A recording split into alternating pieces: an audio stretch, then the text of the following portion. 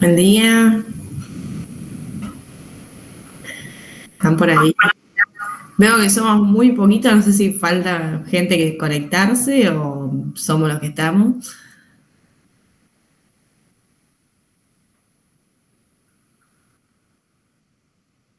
Sí, ¿no? Bueno, esperemos 5 minutos más y iniciamos, si no, pero por eso vi que había muy poca gente y digo, bueno, voy a esperar, pero todavía no ingresan. Así que guardamos unos 5 minutos y iniciamos.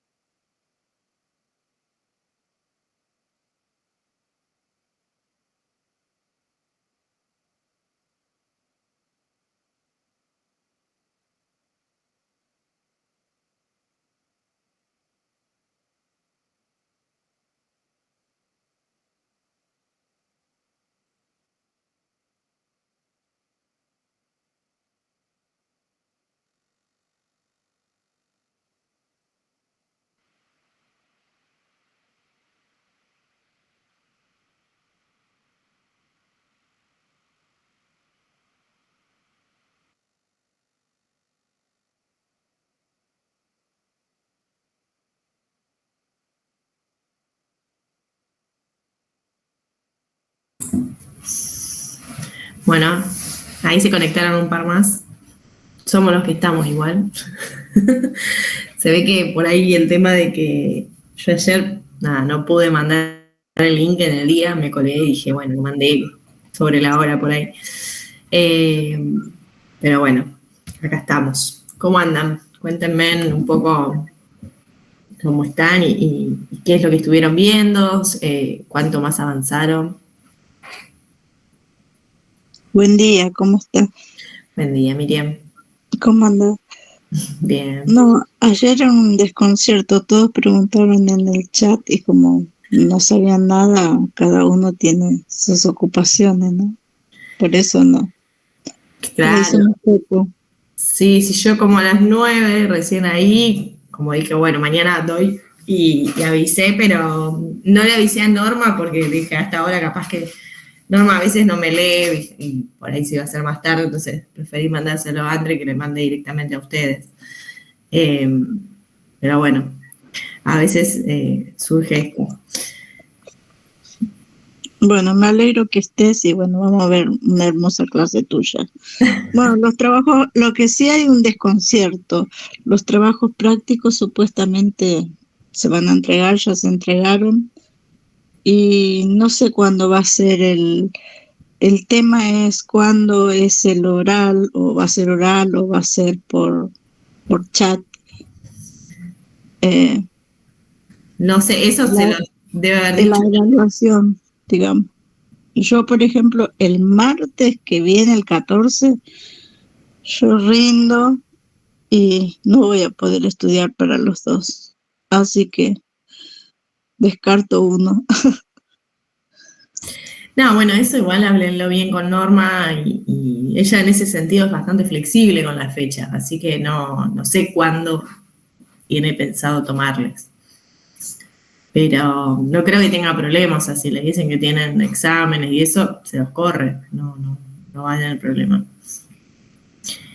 ¿Y el trabajo cómo les fue? ¿Les fue más o menos? ¿Lo hicieron bien? Mm, eh, no sé, yo arranqué, pero después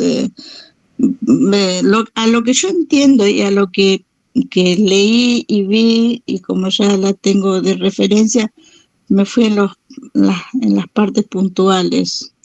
Después ellos hicieron más, creo que en un drive, yo mucho no entré porque no sé, yo envié el trabajo, después ellos confeccionaron otro trabajo y enviaron, pero no sé si lo subieron o no lo subieron, Ajá, así que anda por ahí. bien, bien. Bueno, Había uno que tenía que cerrar y no me acuerdo de mi grupo, digamos, no sé quién es. Dijo que iba a cerrar y lo iba a subir, así que no sé qué pasó. Hoy me interesa más la otra materia que esta. No es porque sea menos, pero el otro es mucho más pesado que sí, este. y además obvio que hay materias que por ahí te abren para seguir con la carrera y esta por ahí, al ser optativa, no tiene obviamente el mismo peso. Claro. Pero bueno, sí, sí. ¿Alguno se está por recibir este cuatrimestre? Y creo que hay alguno que se recibe Yo, con esto. si todo sale bien, me recibo. Vamos. Cuando esté en las últimas tres. Estás ahí, ya nada. Sí, sí, sí. Uy, qué Con todos los miedos, nervios y presiones que pueden haber, que nunca tuve en toda la carrera, lo tengo ahora. es el mejor momento de la historia. Sin duda, es el Ya mejor no, ya momento. no sé cómo atajar más parciales. Y sí, Pero sí, bueno, sí. yo tenía anotado que el 7 de noviembre íbamos a rendir el oral, precisamente el trabajo práctico y nada, así que bueno. Que no se me junte para la semana del 20, que ya tengo los 3 parciales juntitos, por favor. Pero porque el 7 al final no rinden, entonces Norma les cambió la No, fecha. dijo que íbamos a debatir sobre el trabajo, así que calculo Ah, que pero no. bueno, pero por ahí es más hacer Charla. un ping-pong de preguntas así, medio Ay, tranqui. No creo que las mate porque, ya les digo, la las últimas veces como que estuvo bastante tranqui en ese sentido, no la vi asesinando a nadie. Escrito era un poquito más heavy, pero en oral no creo que sea. Por ahí va a preguntar cosas puntuales de los trabajos. Claro. Pero bueno, no Pero más. ese examen no da, es solamente el oral, ¿no? En este cuatrimestre no, pero he tomado exámenes con ella y es un poquito más áspero el tema del examen. Claro, me imagino.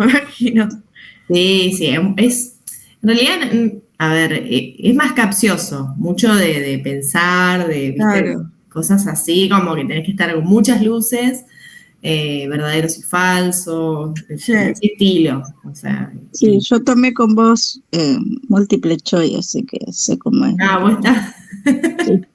Sí. Sí, yo estuve en los múltiples, alguna que otra vez, sobre todo en las intensivos siempre, la he ayudado por esta cuestión de que suelen ser muchas personas, a veces hemos llegado a 100 y pico y la verdad que son un montón de alumnos. Pero bueno, nada, es como, se vuelve un poco más complicado a veces. Nada, quédense tranquila que está como en son de paz. En estos, la agarraron de una buena racha. Que esta vez me subo la nota, pero a mí está bien. Claro, ya con eso. No, bueno, bien, vamos bien. Bueno, la idea de hoy es quizás, porque ya después no tenemos más clase, ¿o no? Entiendo que ya terminamos acá. Vamos a hacer tipo mini repaso de algunos temas. En realidad yo quiero darles algunos temas conceptuales para profundizar un poquito más. Que ustedes también me pregunten, pero cosas más para, ya les digo, que les sirva para el día de mañana, ¿no? Va a ser de ese estilo. No quiero tampoco volverlos locos porque es mucho conocimiento, claramente, pero sí está bueno y es importante en esta materia el vocabulario. Entonces es importante saber de qué estamos hablando cuando hablamos de ciertas cuestiones, ¿sí? Entonces vamos por esa parte. Y hoy por hoy está muy de moda el delito económico, financiero, en donde está en todos, inclusive yo el otro día tuve una charla y este delito financiero de estafa está a full este año. Las están a full. El otro día me pasaron una de, ¿cómo es que se llaman estas? El telar de la abundancia, pero hecho en Mercado Pago, que me la había reír como dije, mira cómo se van adaptando. Bueno, todo lo que es el tema de la flor de la abundancia o los esquemas Ponzi en general, es algo que prosperó muchísimo. Ya lo vimos, bueno, cuando fue el caso de Cositorto, cómo se fue generando, y después, bueno, hay un montón de casos internos. En el interior es tremendo, porque obviamente la gente confía mucho en el de al lado, y eso sucede continuamente. O sea, siempre se abren distintos tipos de esquemas Ponzi que llevan a estafas grandes, y quizás, ya les digo, no sé, he visto unas que son muy grandes, y tratando de alertar siempre alrededor a los ciudadanos y demás, pero bueno, siempre gente cae, así que, pero nada, inclusive en uno mandé a mi hermana que vaya a chusmear cómo era, la usé de conejito de India, porque me habían llegado muchas versiones, pero yo quería saber realmente cómo se manejaban ellos. Y era como toda una empresa, o sea, los tipos habían creado hasta prácticamente una empresa para darle como más seguridad, entonces también hacían como eventos, le mostraban a la gente cómo ganar plata, todas cosas así para atraparlos, y la verdad que nada, esas cosas siguen surgiendo hasta el día de hoy, más allá de que creo que muchas veces se explicó cómo funciona un esquema Ponzi, cuáles son las señales de alerta, o sea, para también uno estar en alerta, pero aún así siguen pasando. Y a mí lo que más me está pasando últimamente, no sé si a uno le pasa, pero el robo de datos de tarjeta es impresionante, continuamente. Si no termina en una, es en la otra, y este último tiempo me roban los datos para comprar entradas de cine, pero aparte de entradas tipo 30.000 pesos en cine. Y yo dije, pero ¿de dónde sale esto? No sé qué es lo que hacen, no sé quién es. Pero ya me pasó 2 veces que hay alguien que roba los datos y me compra. Y hoy por hoy está mucho más fácil los robos de datos, porque es Sí. todo tecnológico y bueno, y hay mucha gente que no es tan sensible para los datos y cuando le manda un link o algo, entra desesperada y ahí es cuando le vacían la cuenta, Sí, mayormente la ni gente. hablar, ni hablar. Acá no sé qué han hecho, pero bueno. Así vengo renegando con esas cuestiones de bancos.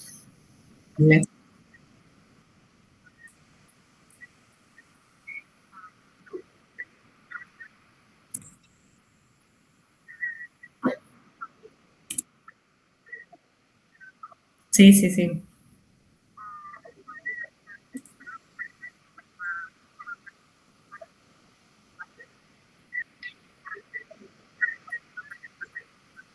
Ajá. Sí.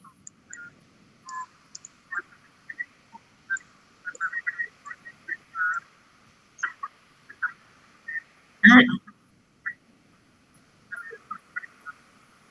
mira.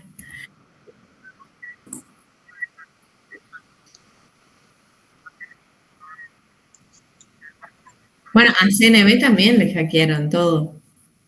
Medusa. Medusa hackeó todo. Medusa se llevó todo, decimos nosotros. Cuando falta algo, fue Medusa. Siempre es como, sí, pidieron un montón, como 500 millones, una locura. No, no, la verdad que no. Igual los datos, bueno, lo que tenemos nosotros no es tan importante, pero bueno, a ver, el tema es sí la protección de los datos. Obviamente que uno va a un banco, agarra legajos, tiene cosas en la base de datos que son obviamente importantes. Pero bueno, ayer justo estuve hablando con los temas de ciberseguridad y con el área por unas cuestiones que me están pasando con la información y demás, y bueno, buscar la forma segura de guardarlo. Pero sí, sí, lo que es hackeos están a full. Es impresionante.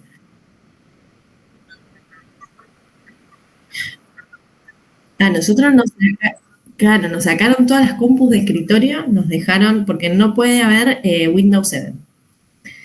Aparentemente el ingreso se hizo a través de Windows 7, como que era más vulnerable, y ahora nos pasaron a otros, todo un cambio. Sí.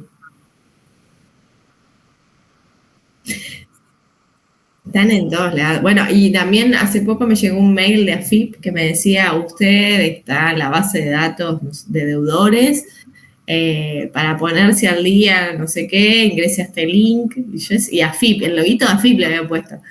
Y digo, cualquiera, o sea, primero yo no debo nada. Pero me dio mucha risa porque estaba armado de una manera tal que cualquier persona se lo puede creer, o sea, es como, Igual la base de datos de AFIP la tiene creo que cualquier ser humano, porque la cantidad de estafas que hacen con los datos de AFIP, olvídate. o sea, yo no puedo entender cómo hay clientes que, viste que estás obligado para el domicilio fiscal electrónico poner un mail y un número de celular, me llega un mensaje diciendo, hola Jorge López, usted tiene una deuda con el estudio tanto, y vos decís, si en el único lugar que está el contacto es en AFIP, Sí. ¿cómo hace? No, no, es que sí. Bueno, igual lo de deudas a veces como que se van, digamos, contratan a un estudio y es el estudio el encargado de cobrar. Entonces a veces después te empieza a llamar del estudio o Obvio, personal. pero sacan los datos de AFIP porque no está vinculado mi teléfono en ningún otro lado, eso es lo grave. Y sí, a mí me llamaron durante mucho tiempo una deuda en personal y yo llamaba personal y personal me decía, no, no tenés deuda. Le digo, pero me llevan todo el tiempo diciéndome que tengo una deuda en personal, le digo, me están volviendo loca. Y me dicen, no, no tenés ninguna deuda. Así que empecé a bloquear todos los números que no conocía, dije, lo siento, pero me vuelven loca, sino.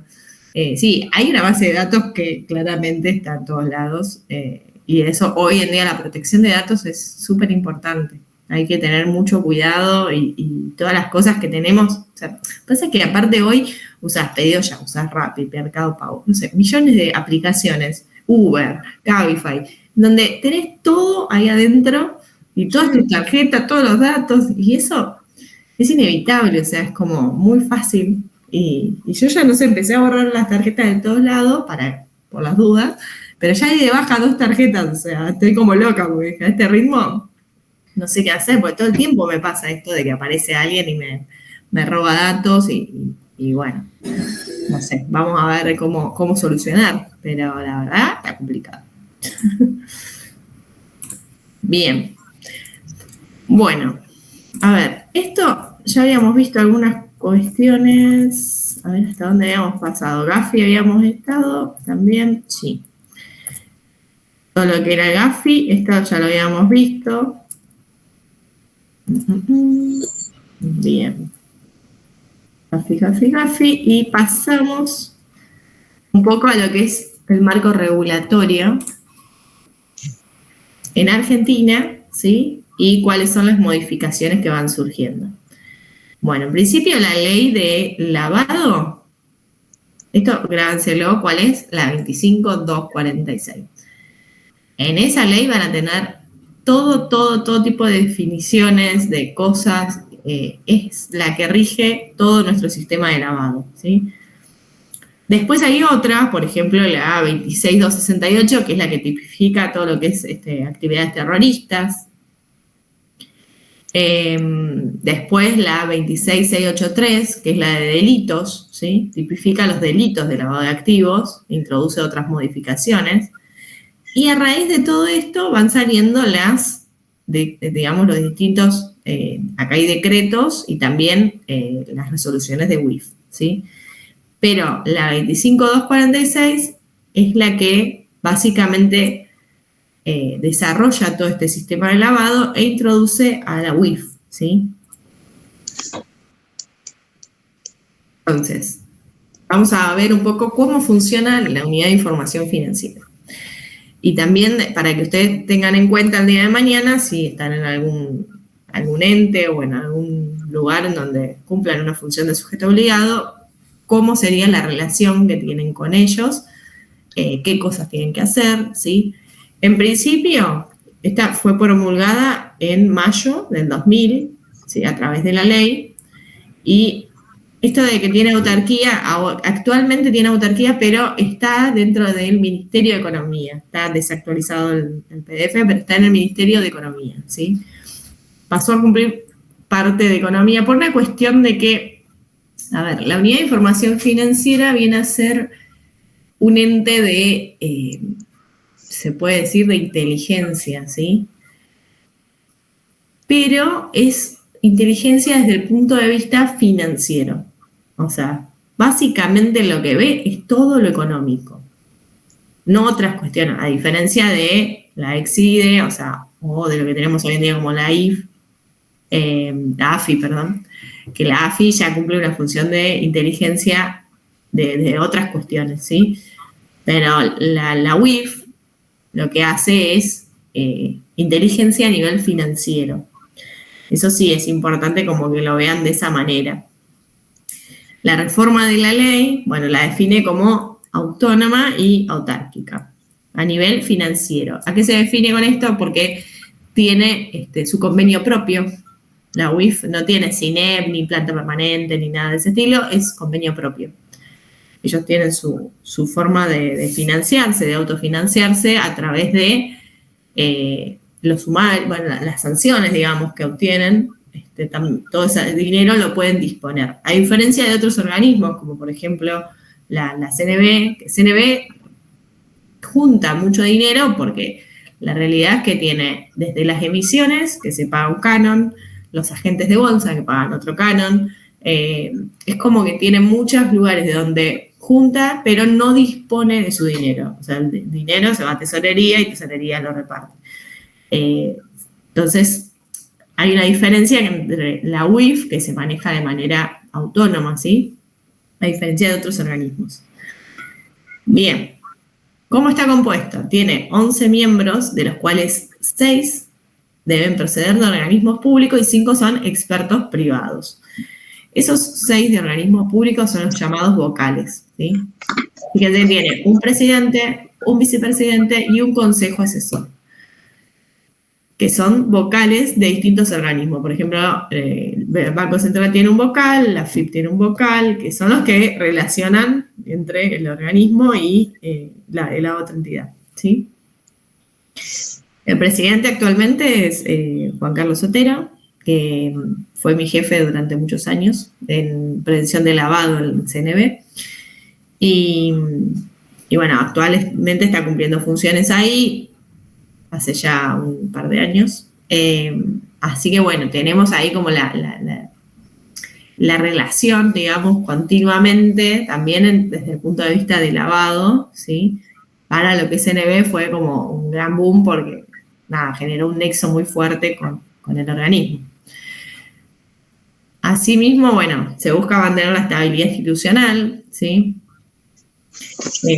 Todas estas cuestiones de cómo se va formando, bueno, para designar un presidente, un vicepresidente, lo que se hace es una audiencia en donde la gente puede ir a apoyar, o sea, va a estar ahí y se van a debatir, va a haber personas que van a opinar acerca de esa persona, si es idónea o no para el cargo que ocupa. La verdad que eso está bueno, o sea, que sea así, porque también genera como, no es una persona que eligió a alguien y ya está, sino que está bueno que se debata y que todos opinen de si es idóneo o no, si alguna vez tuvo algún momento en donde esa persona, nada, más que nada con cuestiones, creo, políticas, es lo principal, ¿no? En estos cargos. Entonces, como que son varios los que están a favor, y en este caso creo que de todos los organismos que lo conocían a Juan, obviamente, estuvieron todos a favor de que presida la UIF. Bien. ¿Qué más? ¿Cuáles son las funciones? En principio, el análisis, tratamiento y la transmisión de la información. Para el objetivo principal de evitar, ¿sí?, e impedir el lavado de activos. Después tenemos todo lo que es la parte de delitos de extorsión, que también provienen de la ley 24.769, y delitos de distintas funciones, ¿no? De que nosotros tenemos un montón bueno, ya les dije la otra vez en el Código Penal la cantidad de delitos que hay, y esos van a estar estipulados en cada ley, ¿no? Hay diferentes leyes donde van a ir hablando de todos los delitos que puede haber, trata de personas, tráfico de armas, ¿qué más se me ocurre? Estupefacientes, hay, bueno, millones. Bien, después tenemos otro decreto, ¿sí?, en 1936, del 2010, que otorga nuevas funciones, que es esto de que sea el ente coordinador en el orden nacional, provincial y municipal. O sea, a nivel jurisdiccional es toda la Argentina. La UIF regula en toda la Argentina. Después, hacia afuera, tenemos a Gafi, que da las recomendaciones. Y como el grupo Edmond es quien se encarga de hacer la relación entre las distintas UIF de los distintos países, ¿sí? Entonces, para pasarse información, lo hacen todo a través del grupo Edmond. Y se recibe muchísima información de personas argentinas que están afuera, que pueden llegar a cometer algún delito de lavado, y eso se reporta acá, y a su vez desde acá se reporta hacia afuera, ¿sí? O se pide información también, ¿no? Si tienen información acerca de tal persona que está operando acá, o sea el croata, el ruso, que venga, esa información se solicita siempre a través del grupo Edmond. A ver quién entró. Bien. Cualquier cosa me preguntan, si voy medio rápido, así que... Bien, delitos precedentes de lavado de activos. Bueno, como les dije, todos estos delitos, acá los tienen detallados, que están en el artículo 303 del Código Penal, que vienen relacionados a tráfico y comercialización de estupefacientes, contrabando de armas, actividades de asociaciones ilícitas. ¿Qué más tenemos? Fraude contra la administración pública, o sea, la que sería corrupción, ¿no? Prostitución de menores, pornografía infantil, financiamiento de terrorismo, trata de personas. ¿Cuáles son las facultades que le otorgan? Esto está todo en la ley, ¿no? ¿Cuáles son esas facultades que tiene la UIF en principio, regular a todos los sujetos obligados, ¿sí? ¿Qué es lo que tenemos? Por un lado, el área de análisis. El área de análisis es la que, como les dije la otra vez, se tiene una matriz de riesgo y a través de un sistema los sujetos obligados hacen reportes de operaciones sospechosas que llegan hacia el área de análisis. Entonces, toda esa información se recibe en el área de análisis. ¿Qué es lo que se hace? Bueno, se les da un tratamiento dependiendo del nivel de riesgo que tenga. Por otro lado, también tenemos el análisis, el armado, digamos, de casos, ¿sí? Casos de investigación. O sea, si realmente se ve como que hay muchos reportes de una persona o de tal cosa, o sea, todo eso se genera un caso. Entonces, con todo eso uno puede armar algo, ¿sí? Se va viendo qué es lo que se está viendo y ahí se hace como posteriormente al análisis, la denuncia, ¿sí? De lavado de activos. Bien, ¿qué más tenemos? La parte de regulación. O sea, todo lo que es regulación de prevención de lavado sale en principio de la UIF, ¿sí? Más allá está la ley, por un lado, y después todas las que vienen a ser las resoluciones, en ese caso, que dicta la UIF. Después tenemos el área de supervisión, que es la que hace un plan anual de inspección hacia distintos sujetos obligados y a su vez tenemos las inspecciones específicas. Entonces, pueden ser tanto ya estén estipuladas por un plan anual o sean específicas por algo puntual que está pasando, ¿sí? En el caso de detectar algunos incumplimientos, surge la sanción. Esa sanción, como les dije la otra vez, puede ser administrativa, o sea, si el sujeto obligado no cumplió con su rol, no informó alguna información, o sea, alguna operación sospechosa, no realizó los deberes de debida diligencia que le corresponden. En esas cuestiones puede llegar a tener una sanción más administrativa. Ahora, si el sujeto obligado formó parte de un esquema de lavado, ya va a tener una sanción más desde el punto de vista penal, ¿sí? Después tenemos el acceso a información y documentación. Eso, como les digo, se recibe muchísima información, la cual es procesada, tanto nacional como internacional. Está el área de Egmont, que se encarga de recibir todos los informes internacionales de distintos tipos de UIF. Y bueno, la verdad que se trabaja muchísimo, es un ritmo laboral muy intenso, porque es muchísima información para procesar. Los primeros días sentís que vas a colapsar porque es como que ves muchas cosas a la vez.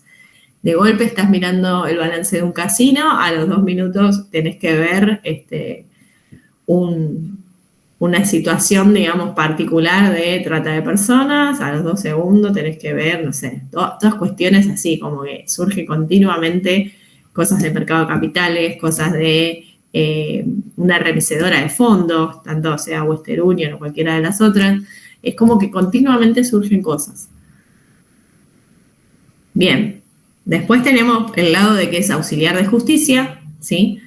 Eso es justamente los jueces, cuando están en proceso de un juicio, lo que hacen es solicitar a la UIF, mediante un oficio, información referida a tal persona. A veces es solo económica, a veces es solo patrimonial, a veces es todo.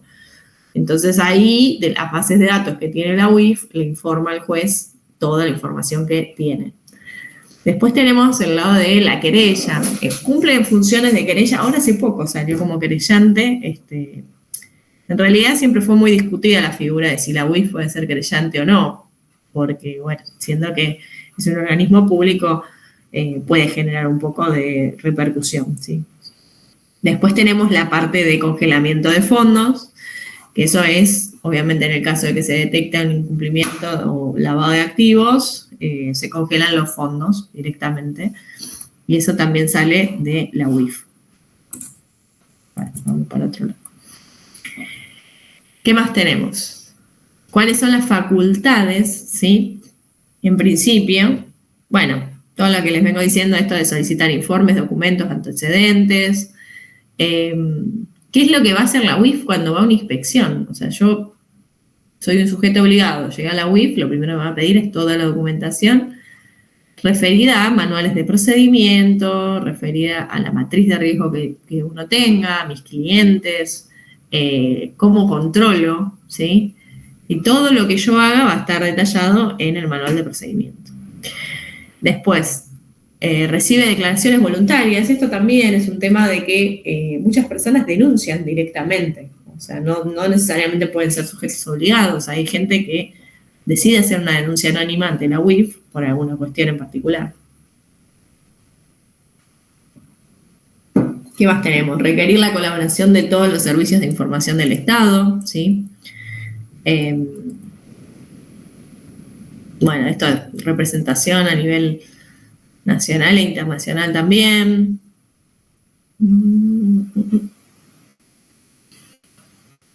Bien, la suspensión de cualquier acto, pueden solicitar al Ministerio Público Fiscal la suspensión de cualquier acto si se detecta que está vinculado a algún caso de lavado de activos, ¿sí? Fíjense que dice cuando existan indicios, ¿sí?, serios y graves de que se trata de lavado de activos o de financiación del terrorismo. Por ejemplo, porque también esto es importante. ¿Cómo hago para suspender yo algo? ¿O cómo sabe la UIF que va a pasar algo? Hay dos tipos de reporte. O sea, cuando uno realiza el reporte, lo que tiene que detallar es, o en realidad es tildar una casilla, que indicar si esa operación es realizada. O sea, realizada viene a ser ex post, ¿no? Estoy informando ex post. Ya se hizo la operación. O tengo la opción de hacer el reporte por una operación tentada. ¿Qué significa esto? Yo quiero ir al banco, quiero depositar 3 millones de pesos. Y el banco me va a decir, mira, necesito documentación antes de eso. El banco se puede dar vuelta tranquilamente y decir, fulanita de tal está queriendo ingresar 3 millones de pesos y hace un reporte con eso. Y esa es una operación tentada, entonces lo que puede hacer la UIF es que no suceda, digamos. Muchas veces se frena, o sea, es como previo, che, mira, tal.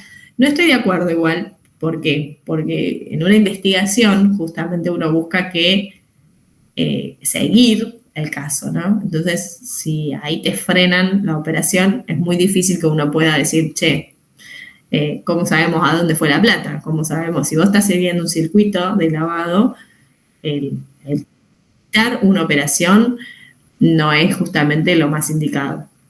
Después tenemos, solicitar al Ministerio Público lo que es allanamientos también. Eso es en el caso de, haber detectado algo un poco más heavy, ¿no? Ya para entrar en un allanamiento. Pero suele pasar de que se va a una inspección y por ahí las cosas no te quieren abrir la puerta o se esconden. Eso también ha sucedido. Y uno solicita la parte de allanamiento, ¿sí? Más que nada cuando no hay deber de colaboración del otro lado. ¿Qué más tenemos? Disponer la implementación de sistemas de control interno, aplicar sanciones, administrar archivos y antecedentes, emitir directivas e instrucciones a todos los sujetos obligados, ¿sí? De hecho, ahora les voy a pasar, pero está el instructivo para el sujeto obligado de cómo ingresar un reporte de operación sospechosa. ¿Qué más tenemos? Por otro lado, acá la parte del secreto, que es lo más importante. ¿Qué es lo que pasa con el tema del secreto? Según el artículo 20, ¿sí?, los sujetos obligados no podrán oponer ante la UIF ningún tipo de secreto, ni bancario, ni fiscal, ni bursátil, ni profesional, ni nada, ningún compromiso legal o contractual de confidencial. O sea, ¿qué pasa con esto? Justamente, hace poco estuvimos en una inspección también con la UIF, y a nosotros nos pasa que como organismo, claro, quedamos chiquititos, entonces como que no nos dan bola y le dan toda la prioridad a la UIF. Y antes lo que sucedía era que muchos, cuando uno iba de inspección, te decían, no, mira, tenés por secreto bancario, esto no te lo puedo dar. Entonces, esas cuestiones de secreto obstaculizaban mucho las investigaciones, ¿sí? Así que por eso se puso este artículo como para dejar de lado todas esas obligaciones. Bueno, sujetos obligados a informar. ¿Dónde están? En la ley, ¿sí? 2546, el artículo 20, detalla todos los sujetos obligados. ¿Quiénes son? Entidades financieras, compraventa de divisas, bajo forma de dinero, de cheques, o sea, eso vienen a ser las casas de cambio, ¿no? Después tenemos juegos de azar, ¿sí? Casinos, serían los distintos casinos. Los agentes y sociedades de bolsa, todos aquellos que están regulados obviamente por CNB. En realidad ese se modificó también. Los 4 y 5 se modificaron y son todos los sujetos que están regulados ante CNB. Bien, los registros públicos, esto también, de comercios y demás. Personas físicas o jurídicas que se dedican a la compraventa de artes, por ejemplo, Leiva Joyas, se me ocurre. Las empresas aseguradoras, emisoras de cheques viajeros, operadores de tarjeta de crédito. Y ahí, en operadora de tarjeta de crédito, entró Mercado Pago, que era una de las que había quedado en un momento afuera porque no había empezado a operar con tarjetas y cuando generó tarjeta, ahí entró como sujeto obligado. Empresas dedicadas al transporte de caudales, eso es más que nada, bueno, todos los camioncitos que vemos, Prosegur y demás. Las empresas prestatarias o concesionarias de servicios postales que realicen operaciones, bueno, remesedora de fondos, Western Union y demás. Escribanos públicos, sociedades de capitalización de ahorro, despachantes de aduana, organismos de la administración pública, AFIP, Superintendencia de Seguros de la Nación, CNB, la IGJ, el Banco Central, el INAES. Esos serían todos. Los productores, asesores de seguro, agentes, intermediarios, peritos y liquidadores. Y en los organismos públicos hay una resolución que lo que les permite a ellos es solicitarse información a través de la UIF, ¿sí? Pero entre ellos y mediante la aplicación de la UIF, digamos. No puede pasar por fuera de UIF, sino que tiene que estar siempre por dentro del sistema. ¿Qué más? Profesionales matriculados, y acá entran los del Consejo de Ciencias Económicas, y acá estaba la disyuntiva de si los administradores y los actuarios eran o no sujetos obligados, y en realidad, por ley, están todos. Pero después se hizo una interpretación y se dijo que solamente deberían ser los auditores, los síndicos societarios, por una cuestión de que, bueno, los demás no cumplían una función de informar qué era la pregunta. Bien, después personas que reciben donaciones o aportes de tercero. Este fue uno de los incisos que se quitó, digamos, por una cuestión de que una persona que recibe una donación, o sea, imagínense que las donaciones las recibe la iglesia, y la iglesia no está preguntándole a alguien que le va a hacer una donación de dónde recibió los fondos para donar. O sea, no sucede eso generalmente. Y bueno, no tenía mucho sentido, ¿no? Así que bueno, después tenemos agentes y corredores inmobiliarios, asociaciones mutuales y cooperativas, personas físicas o jurídicas que se dediquen a la compraventa de autos. Eso es más que nada las concesionarias, ¿sí? Las concesionarias son sujetos obligados y más de una vez cuando se ha ido a hacer las inspecciones, ellos no se daban por enterado que eran sujetos obligados. Ok. Bien. Y después se sumó, bueno, los fideicomisos estaban todos, y se sumó la parte de regulación de deportes profesionales, y esto es más que nada los clubes de fútbol, ¿sí? Dice, personas jurídicas que cumplen funciones de organización y regulación de deportes profesionales son los clubes. No es el representante, sino el club. Bien. Bueno, ¿qué es el deber de informar? Esto está todo en la ley, como les dije. Es la obligación legal que tienen los sujetos enumerados en el artículo 20 en su ámbito de actuación de poner a disposición de la UIF la documentación que recaben de sus clientes. Y bueno, de hacer los reportes y demás, ¿no?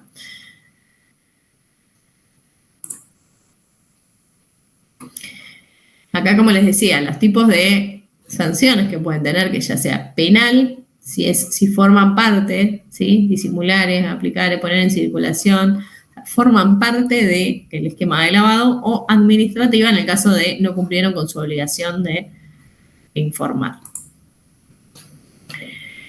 ¿Cuáles son, además de sus funciones como sujeto obligado? Es desarrollar un manual de procedimiento en donde se explique en ese manual todo lo referido a prevención de lavado, ¿sí? Designar una función de cumplimiento, tener auditorías y capacitaciones periódicas, generalmente son anuales, ¿sí? Implementación de herramientas tecnológicas, fijar una política de identificación del cliente o el Know Your Clients, que puede ser, ya les digo, tener un legajo, el legajo del cliente, que son los papeles que te identifican al cliente, la constancia de inscripción ante la FIP, las declaraciones juradas, el perfil de ese cliente, si es PEP o no, si es terrorista o no. Todo eso hay aplicaciones y sistemitas que les permiten buscar a ustedes por cliente y que te arroja un resultado diciendo no es PEP o no se encuentra en la base y ya está. Documentación de la situación económica, patrimonial, financiera, tributaria y la matriz de riesgo, que es fundamental porque hoy en día lo que se hizo fue segmentar, ¿sí?, el control en base al riesgo que genera esa persona. Si yo tengo un cliente muy riesgoso, tengo que hacer un control un poco más intenso que si fuera un cliente que no tiene un riesgo bajo, digamos. El riesgo bajo generalmente, no sé, hoy en día es como que está más relajado el tema de controles. Monitoreo y control de operaciones, esto es continuamente, sobre todo para lo que es bancos y agentes de bolsa, ¿sí?, que deben ir monitoreando las operaciones que realizan los clientes, si son acordes al perfil o no. Y generalmente lo que hacen es tener un sistema donde se carga el perfil del cliente y un monto límite operativo. Entonces ya directamente el cliente, si quiere ingresar una operación por fuera de su perfil, no se la va a permitir. O va a arrojar una alerta diciendo, fulanito de tal está operando por fuera de su perfil. Y ahí, automáticamente el sujeto obligado lo que tiene que hacer es reportarlo. Lo mismo, si yo tengo un cliente que es monotributista y de golpe me dice, che, me voy a comprar una Hilux, y se fue a comprar la Hilux, lo más posible es que yo, como sujeto obligado, diga, fulanito de tal se compró una Hilux y es monotributista y no le da, o sea, no le da el perfil. Ese tipo de cosas es donde uno tiene que participar, digamos, e informar. Después tenemos detección y reporte de operaciones inusuales y sospechosas, y el reporte sistemático mensual, que ese va a ser no para todos los sujetos obligados, sino para algunos que tienen como que informar, dependiendo de qué tipo de sujetos. Algunos tienen que informar, no sé, todas las operaciones que se hicieron con activos virtuales, todas las operaciones que se hicieron con montos superiores a 500.000 pesos. Bueno, todo eso son reportes sistemáticos mensuales.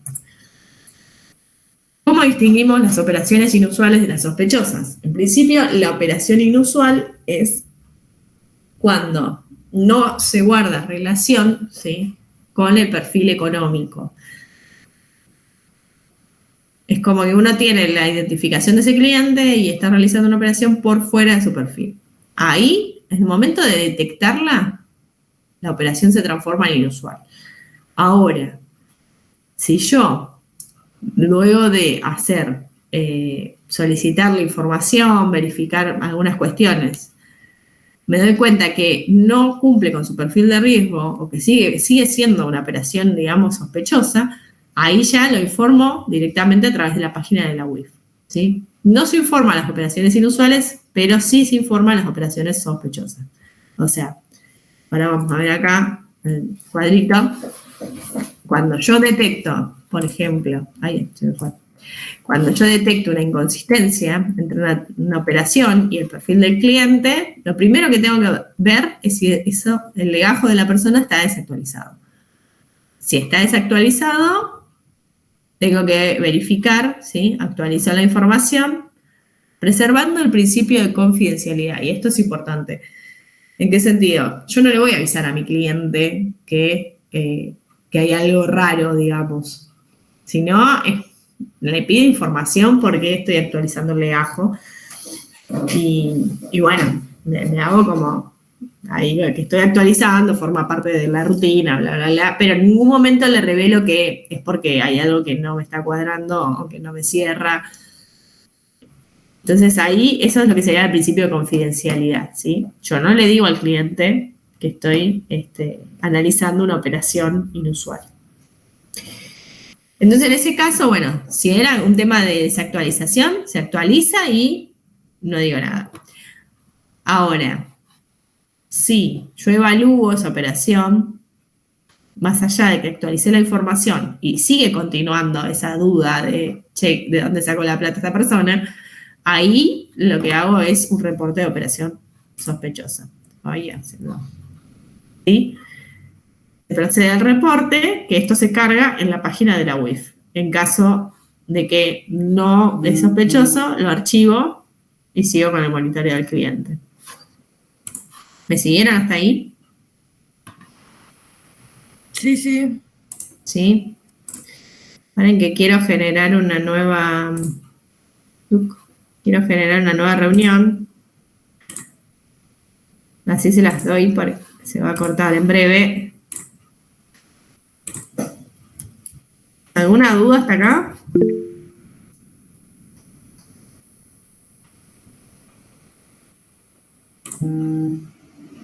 No.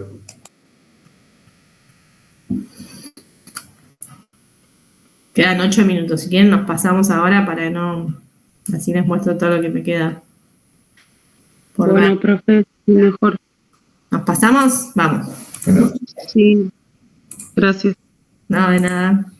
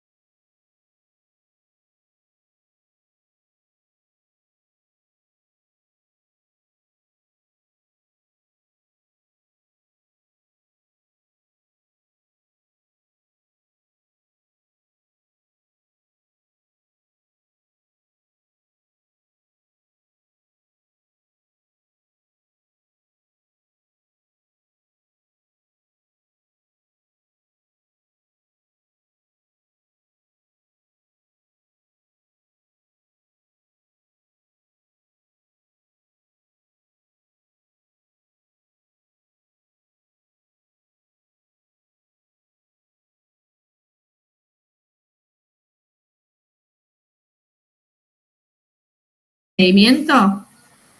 Como sujeto obligado.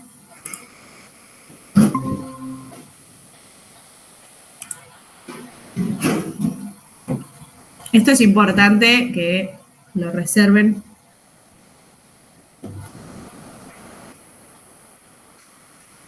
Paren que sigue entrando gente.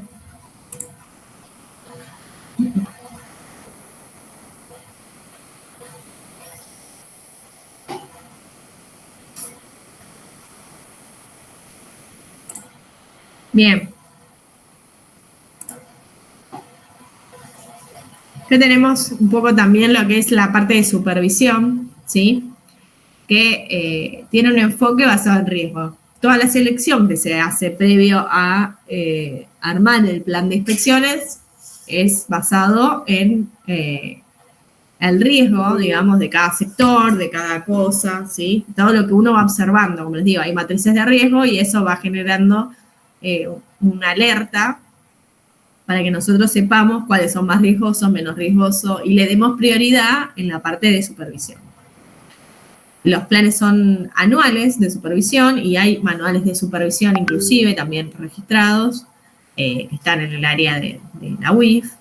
La matriz de riesgo, como les dije, los cuerpos de inspectores, la supervisión, que puede ser in situ o extra situ, ¿sí? En el lugar o vía mail, generalmente el extra situ es vía mail. Se realiza un informe de inspección y ese informe luego detalla todos los incumplimientos, todo lo que se ha encontrado, ¿sí? Y en base a eso se hacen medidas y acciones correctivas o, en principio, siempre se toma como una medida correctiva. O sea, no es que automáticamente de, che, no armaste el perfil de fulanito de tal, listo, sanción. No, se le hace una medida correctiva, como una especie de nota de advertencia, que para que el sujeto obligado reacomode, digamos, su estructura. ¿Qué más? Clases de medida, bueno, esto es lo que son las medidas y acciones correctivas, puede ser comunicación escrita, ¿sí? Convocatoria a una reunión, notificación por un descargo, ¿sí? Requerimiento de informes periódicos, órdenes de cumplimiento de acciones específicas, indicaciones de mejorar el entrenamiento del personal, o sea, bueno, todo lo que se les ocurra que puede llegar a realizarse para informar al sujeto obligado que debe mejorar su sistema de prevención de lavado. ¿Qué más tenemos? Toda la parte de resoluciones, ¿sí? Acá tenemos todas las resoluciones WIF, que esto me gustaría verlo más desde otro lado. Les voy a mostrar acá un poco la página de la WIF, ¿sí? Para que ustedes puedan identificarlo el día de mañana de, che, tengo que buscar tal cosa, listo. Tenemos la página de la WIF, ¿sí?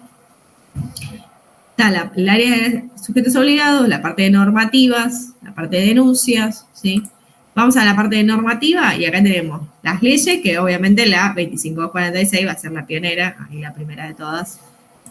Decretos, tenemos todos estos decretos que son un montón, ¿sí? Resoluciones WIF. Y acá, dentro de resoluciones WIF, fíjense que se divide entre lo que es la identificación de resolución para un sujeto obligado específico, la que son aplicables a todos los sujetos obligados o resoluciones generales. Por ejemplo, voy acá a la parte de para cada sujeto obligado y fíjense en que tenemos entidades cambiarias, revisadora de fondos, personas jurídicas, o sea, todos los sujetos obligados tienen su resolución. Y si queremos ir, por ejemplo, a la de déjenme ver dónde está la de profesionales de ciencias económicas, está un poquito más abajo, 51, 63, acá está la de SNB, que es la 22-2011, acá resolución la 65 y salió una nueva que es la 84-2023, texto completo de la norma y acá tienen toda la resolución, ¿sí? Para los sujetos obligados, que en este caso son los profesionales de ciencias económicas.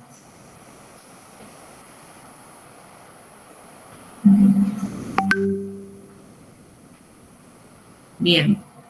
Fíjense que reemplaza, o sea, esta modifica a la 65. Vamos a la 65 porque estaba mirando eso a ver cómo variaba una a la otra.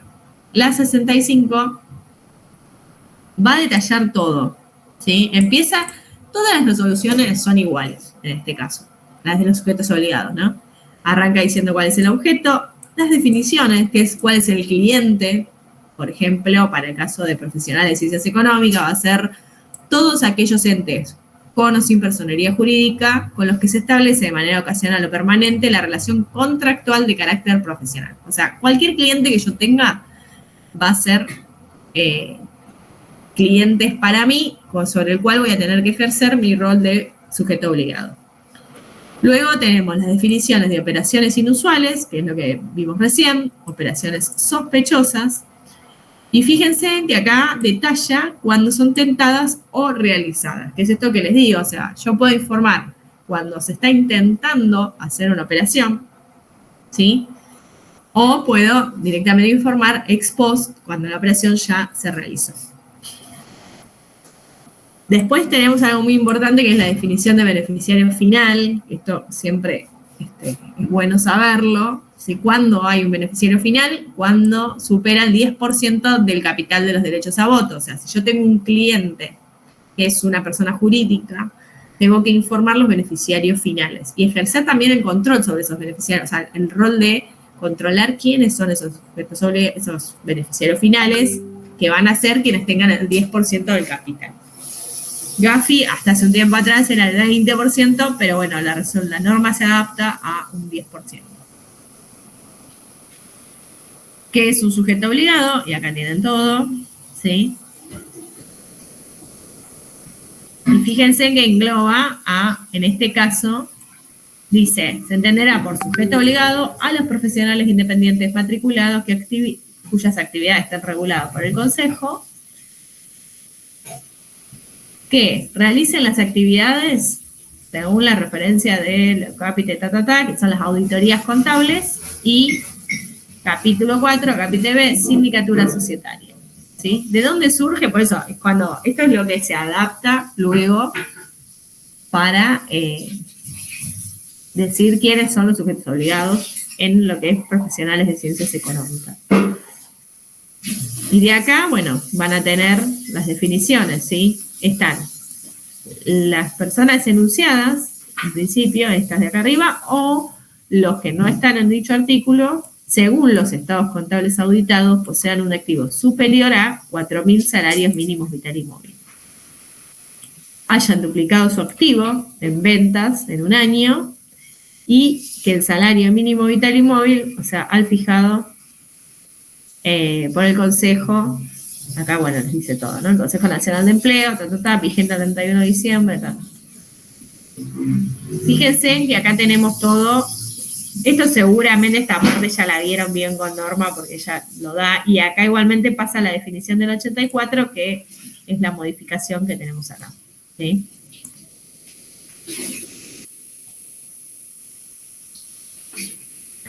¿Te puedo hacer una consulta? Sí. Respecto a eso de que dupliquen las ventas, Sí.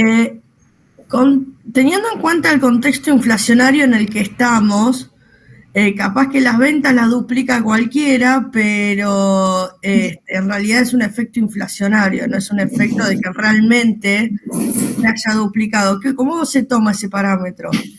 Mira, actualmente lo que están haciendo es actualizando las normas, por eso me fijé en esta, se habían actualizado algo referido a eso. Referido a eso no está actualizado, así que va a pasar. Y lo que hacen es generalmente poner un parámetro, por ejemplo, no sé, un indicador UVA o un indicador diferente para que la norma se vaya actualizando con la inflación. Porque en muchas normas les está pasando eso. Claro. Y fíjate que en este caso, por ejemplo, el inciso K, las transacciones superan la suma de 875 salarios mínimos vital y móvil.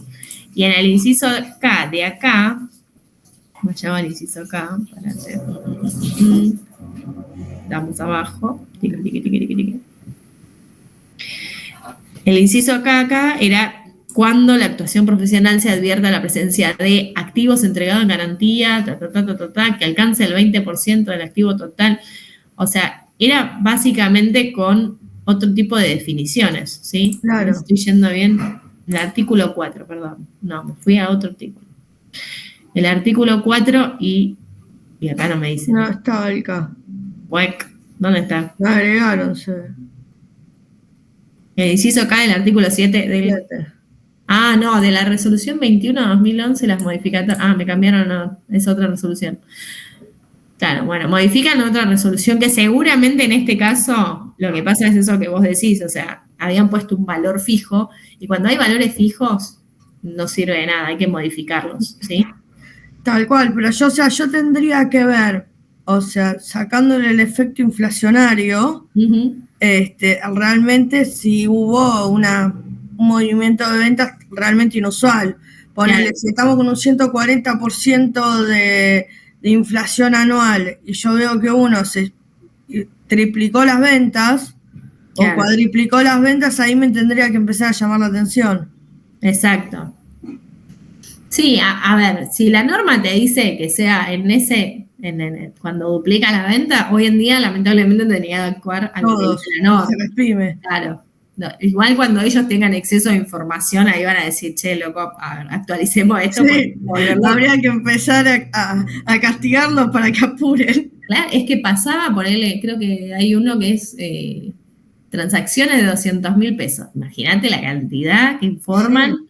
Bueno, Es lo una de los locura. autos lo están cambiando constantemente, pues los autos es lo que más aumenta. Sí, pero la modificaron, parate que ahora vamos a esa, que está... Esa es la más común que los contadores de carne y hueso van a ver, que son las certificaciones de auto. No, olvídate porque es una locura. O sea, los umbrales, ¿ves? Esta, la 5022, modifica los umbrales sobre las consideraciones. ¿Por qué? Porque pasaba esto. Eran todo, bueno, empiezan a modificar los montos. Hasta acá es los montos.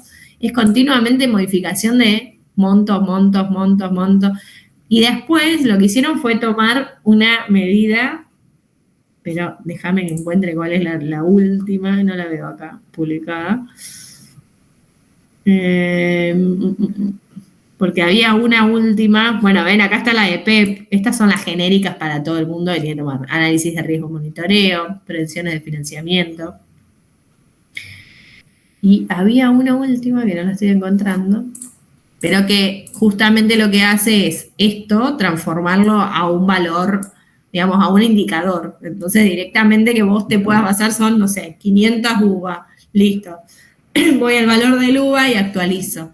Porque Claro. es más sensato, o sea, que estar continuamente informando esto, ¿sí? Sí, porque después, o sea, eso se termina devaluando tanto que deja de ser No. plata. No, es imposible, o sea, eso es básicamente imposible. Así que bueno, generalmente se toma un valor, que ahora no la estaría encontrando, resolución general, a ver si en estas están. No, porque estas son más de funcionamiento. No, estaba esa 84, porque la 84 de hecho lo que estaba viendo es eso, que hace justamente mención a todas las modificaciones. Adóptese, modifica las presentes definiciones, todo lo que es salario mínimo vital y móvil, ¿ves? 875, salario mínimo vital y móvil, 800, estas son distintas definiciones, esto es para la 21. Para la 65, estoy viendo si la encuentro, pero que también debe tener modificación, acá. Sustitúyase, acá, el apartado B del inciso E, posee un activo superior a 4.000 salarios mínimos vital y móvil. O sea, el parámetro que están utilizando hoy en día es el de salarios mínimos vital. Porque hay otras resoluciones que utilizan el de UVA, y hay otros que tienen otros índices, no me acuerdo cuáles eran, pero hay distintos índices que van tomando para que se vaya actualizando solo la norma, porque si no es imposible. Hay que estar sacando todos los días. Tal cual. Así que bueno, nada, acá bien pueden ver todos los que tienen las aplicaciones, las distintas resoluciones para cada sujeto obligado.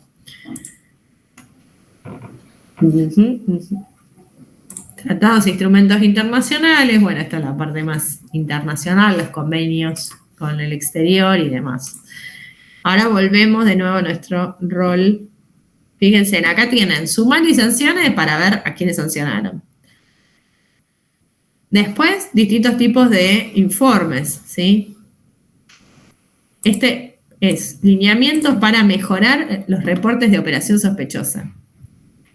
Y acá les va a decir justamente cómo cómo hacer ese reporte, cuáles son los lineamientos que se debe tener en cuenta, cuál es el marco normativo. A ver si está... Hay uno que es una guía directamente. Fíjense en acá cómo fueron las distribuciones de reportes de operación sospechosa. Principalmente entidades financieras y cambiarias son esta cantidad. Y de remesedoras de fondos también tienen un montón, empresas emisoras de cheques viajeros, o sea, sociedades que realizan operaciones de capitalización de ahorro, y el resto son los menos. O sea, les puedo decir que profesionales de ciencias económicas son, no sé, me atrevo a decir que creo que hay 2 reportes por año con toda la furia.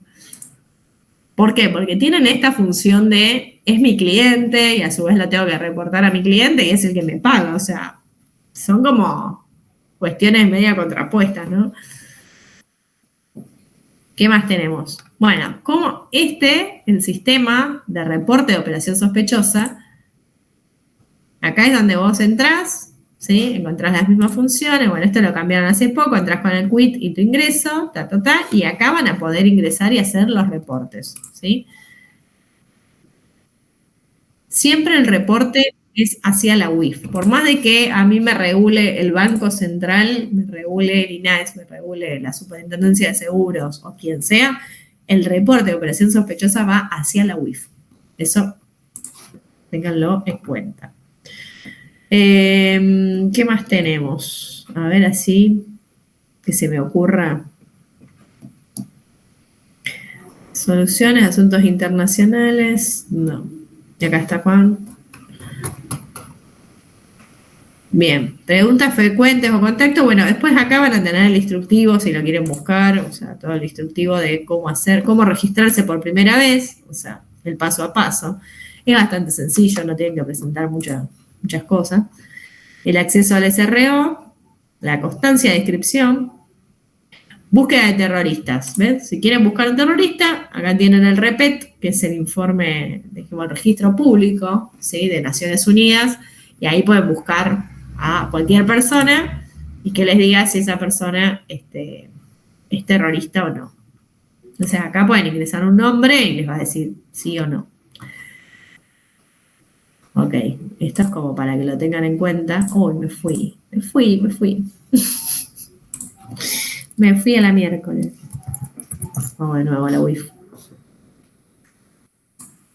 Bien, vamos acá.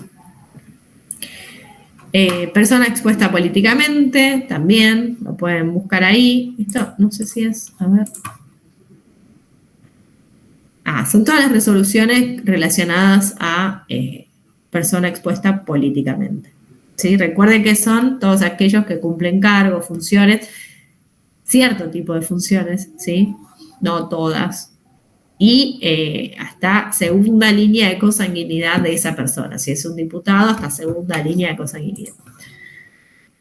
Normativas, preguntas frecuentes, instructivos. Y acá en instructivos van a tener cómo registrarse por primera vez y cómo solicitar, por ejemplo, la baja, el instructivo de cómo hacer el reporte de operación sospechosa. Y acá lo vamos a ver en detalle un poquito. Yo cuando ingreso a la página, acá ingreso con la clave y el quit, se me abre este cuadro, ¿sí? Con las solapitas y voy a la parte de reporte de operación sospechosa. Este ROS SF, no sé si ustedes lo ven ahí, lo ven medio chiquito quizá.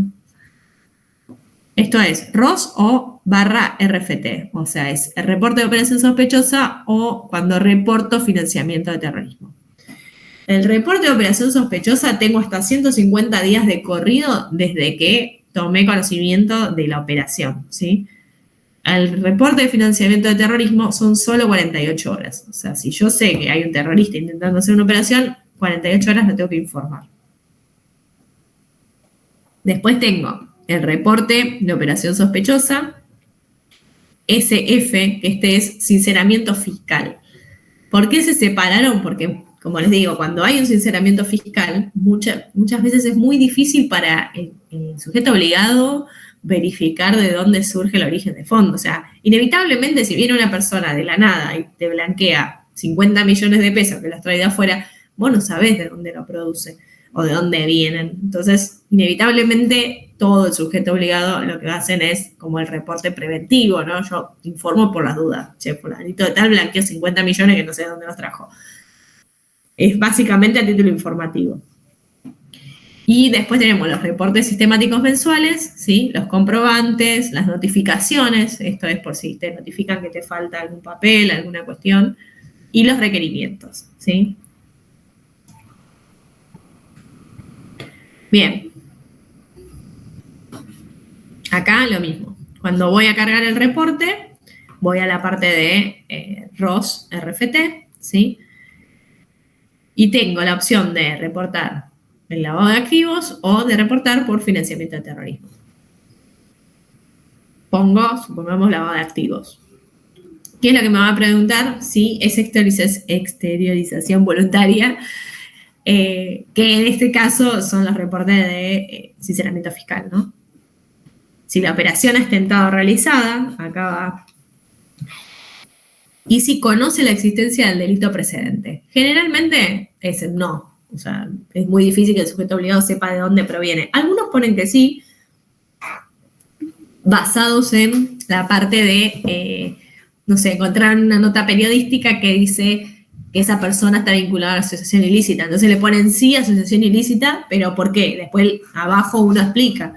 Y muchos dicen, bueno, porque vi en el diario que fulanito de tal, y te ponen el link, está asociado a tal cosa. No es que ellos conozcan exactamente de dónde provienen, sino que se basan en fuentes públicas. Generalmente el delito precedente no se encuentra, o sea, no suele ser algo que uno pueda determinar, ¿sí? La persona jurídica o extranjera, bueno, acá cargo quiénes son. Si es jurídico, si es extranjero, quiénes forman parte de esa operación. Y en esta área voy a detallar las operaciones. Ahora vamos a ver, bueno, acá les va diciendo por cada uno, ¿sí? La parte de esterilización, como les digo, si es realizada atentada. ¿Qué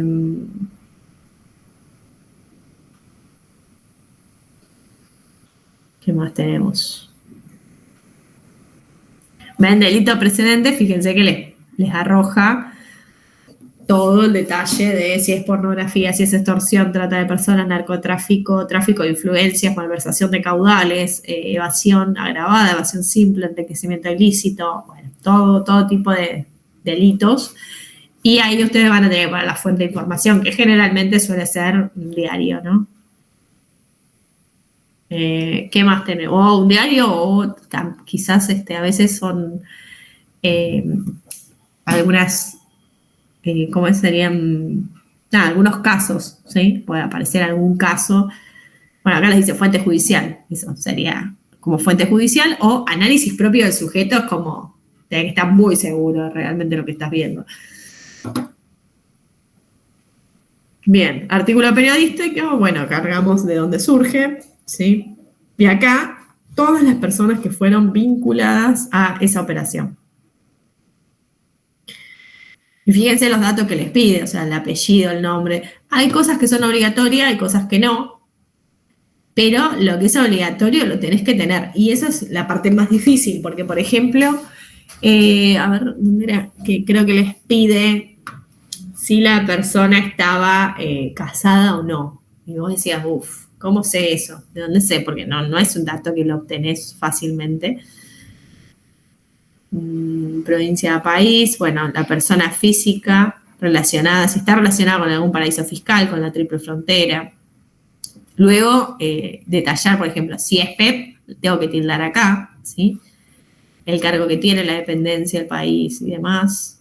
La relación con el hecho reportado. Si es directo, o sea, la persona hizo el hecho, fue parte. Indirecto, o sea, es el dueño de una empresa que está vinculada a algo, ¿sí? O si es un incumplimiento de debida diligencia. Y en esto, lo importante acá es que uno puede, o sea, esto es más que nada para los organismos de control, ¿sí?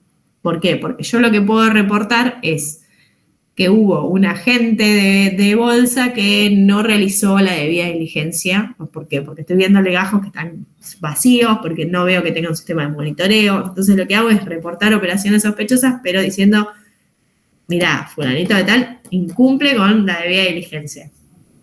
Y en ese caso lo que hago es, o sea, se va a hacer una sanción, la UIF después va a hacer su inspección y sancionar en base a el incumplimiento, como les digo, de carácter más administrativo y no penal.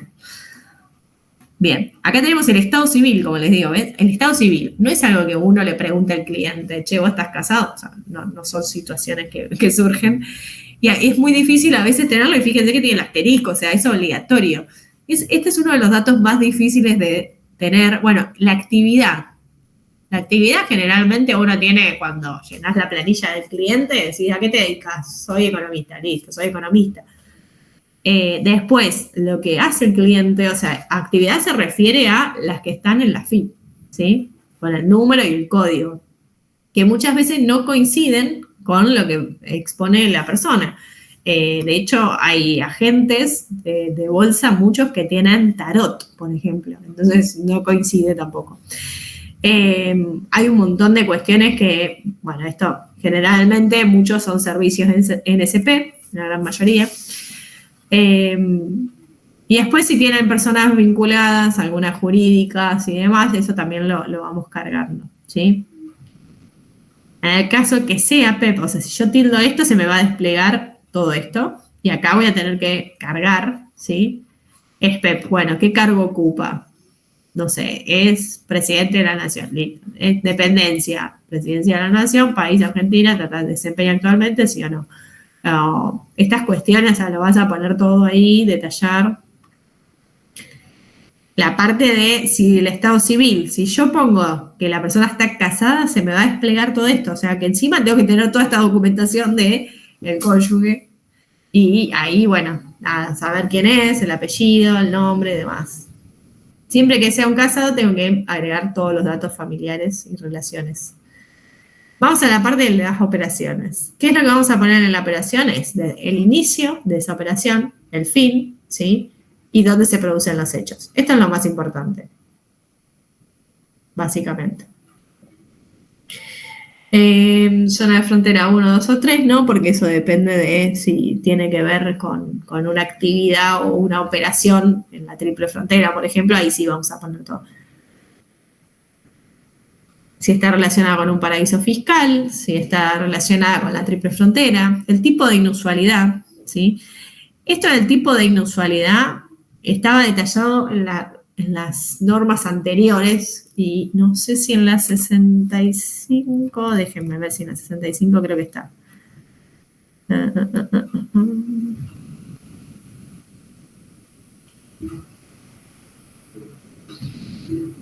Sí, en la 65 está. El artículo 21 de la 65 lo que les dice es, deberán reportar, conforme al artículo tal, aquellas operaciones inusuales que, de acuerdo a la idoneidad, y ahí desarrolla todos los incisos, que esos incisos son los que voy a poner en la lista acá, cuando pongo el tipo de inusualidad, ¿sí?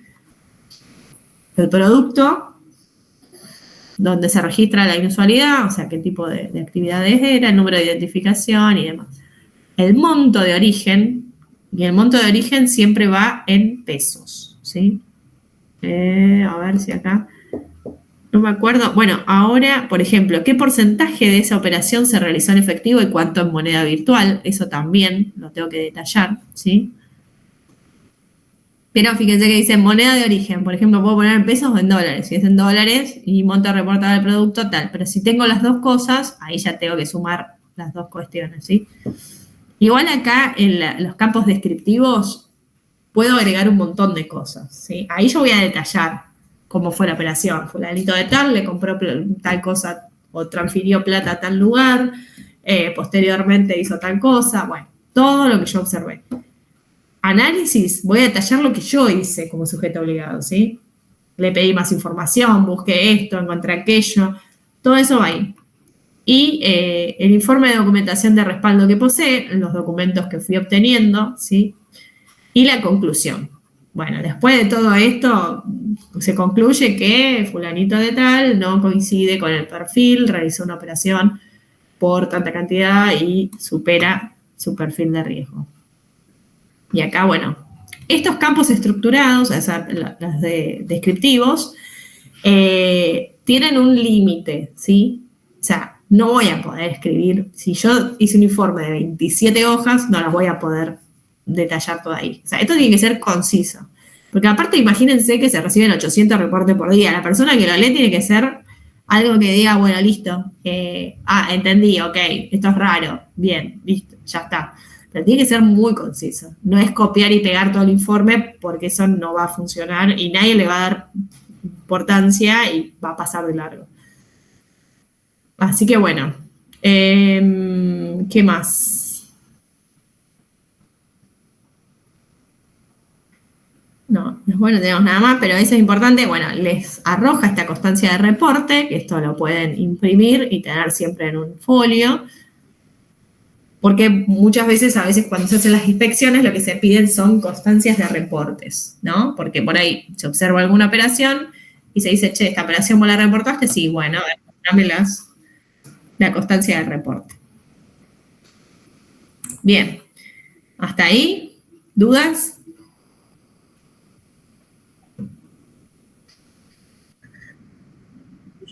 No. Consulto. Una vez que yo hago un reporte de operación sospechosa, Sí. después me vuelven a contactar, o ¿en qué queda eso? No, vos lo informaste y ese es tu rol, ya está. Después, si surge algo, te van a mandar un requerimiento con los papeles de trabajo, eso es importante también.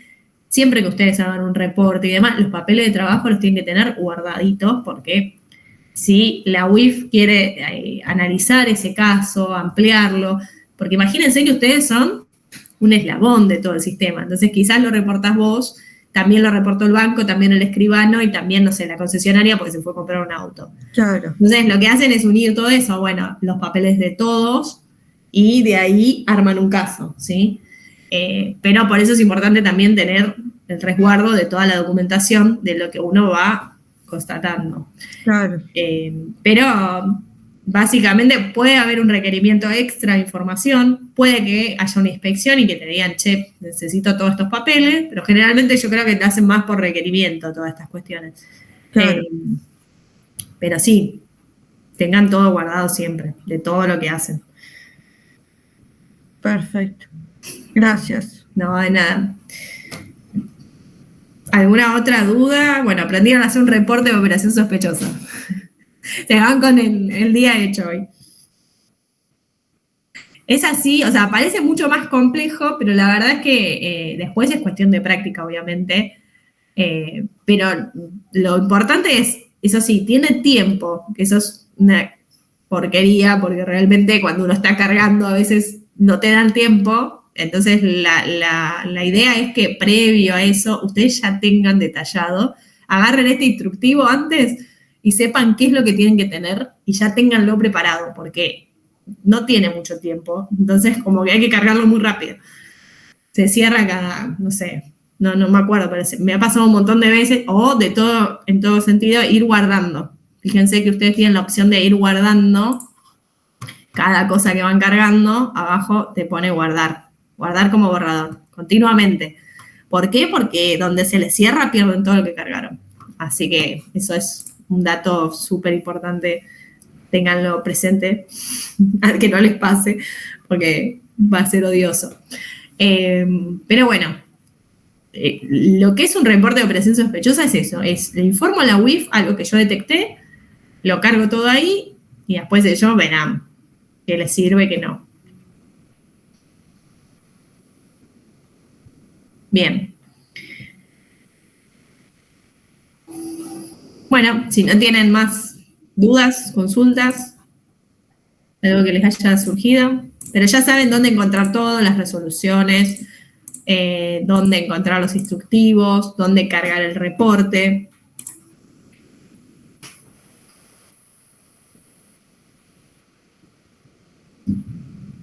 ¿Listo? Bueno, no sé si nos volvemos a ver, así que vemos cómo sigue. No sé si Norma va a querer alguna clase más o no, o ya si ustedes cierran el cuatrimestre, cerramos con esta.